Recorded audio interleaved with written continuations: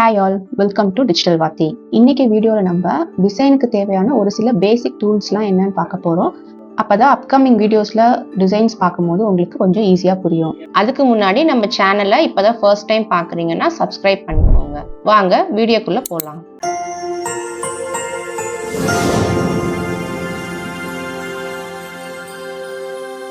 So இன்னையிலேருந்து நான் paid வெர்ஷனோட Canva தான் யூஸ் பண்ண போகிறேன். ஸோ அப்போ தான் நமக்கு எல்லா டூல்ஸுமே அக்சஸ் பண்ணுறதுக்கு ஈஸியாக இருக்கும். அண்ட் இன்னொரு திங் பார்த்தீங்கன்னா, ஹோம் பேஜ் இப்படி தான் இருக்கும், நியூ பேஜாக. ஸோ எந்த டிசைனுமே இங்கே இருக்காது. நீங்கள் டிசைன் ஸ்டார்ட் பண்ண இங்கே ஒரு ரோவாக ஆட் ஆகிட்டே வரும்.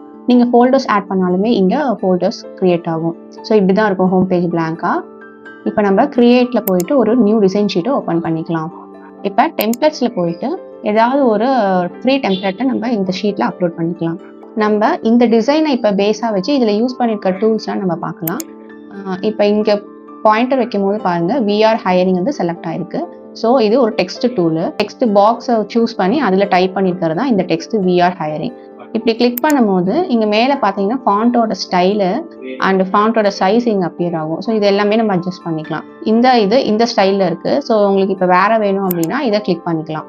இந்த மாதிரி ஆரோ இருக்கிறத கிளிக் பண்ணீங்க அப்படின்னா நிறைய ஃபாண்ட் சைஸஸ் இருக்கும். அதாவது thin, light, regular, medium, bold, extra bold, பிளாக்னு சொல்லி இந்த ஒரு ஸ்டைல்லே வந்து இவ்வளோ சைஸஸ் வேரியேஷன்ஸ் இருக்கும்.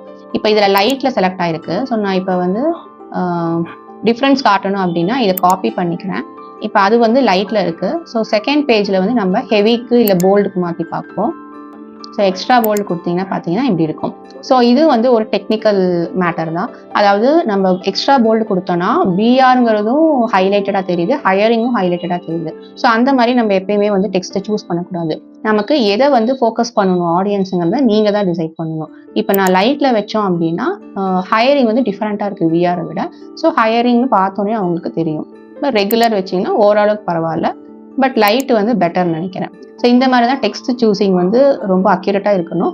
எல்லாமே ஒரே சைஸு ஒரே ஸ்டைலில் பண்ண போகிறோம் அப்படின்னா நீங்கள் நினைக்கிற விஷயம் பீப்புளுக்கு கண்டிப்பாக கன்வே ஆகாது. ஸோ அதனால தான் இவ்வளோ ஸ்டைல்ஸ் அண்ட் வேரியேஷன்ஸ் கொடுத்துருக்காங்க டெக்ஸ்ட்டுக்கு. அண்ட் கீழே பார்த்தீங்கன்னா இதோடது பார்த்தீங்கன்னா இன்னும் கொஞ்சம் டிஃப்ரெண்ட்டாக இருக்குது. மேலே வந்து ஹெட்டிங் போல்டு லெட்டர்ஸ் மாதிரி இருக்குது. கீழே பார்த்தீங்கன்னா ஜஸ்ட் கேஷுவல் மாதிரி இருக்குது. ஸோ இதில் வந்து கேன்வாஸ் சான்ஸ்ன்னு கேஷுவல் ஸ்டைல் யூஸ் பண்ணியிருக்காங்க. அண்ட் இப்போ இது பார்த்தீங்கன்னா இது ஒரு எலமெண்ட்டு, இது தனி எலமெண்ட்டு. ஸோ இதை வந்து ஹைலைட் பண்ணி காட்டுறதுக்காக இது பின்னாடி பேக்ரவுண்டாக வச்சுருக்காங்க. ஸோ இதோட பொசிஷன் எங்கே இருக்குன்னு நமக்கு தெரிஞ்சுக்கிறதுக்காக ஒரு எலமெண்ட்டை கிளிக் பண்ணிட்டு பார்த்தீங்கன்னா மேலே வந்து பொசிஷன்னு அப்பியர் ஆகும். ஸோ பொசிஷனில் போய் லேயர்ஸில் போய் பார்த்தீங்கன்னா ஒரு டிசைன் ஷீட்டில் என்னென்னலாம் யூஸ் பண்ணியிருக்காங்க அது எல்லாமே இங்கே இருக்கும். இப்போ பாருங்க, இதுதான் நமக்கு செலக்ட் ஆயிருக்கு.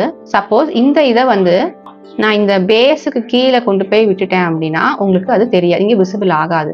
ஏன்னா அது லேயர் படி பார்த்தீங்கன்னா எப்படி இது ஒர்க் ஆகும் அப்படின்னா, எதெல்லாம் மேலே இருக்கோ, அதாவது பாட்டமில் இருக்கிறது பேக்ரவுண்டில் இருக்கும், பாட்டமுக்கு மேலே இருக்கிறது பேக்ரவுண்டுக்கு மேலே விசிபிளாக இருக்கும்.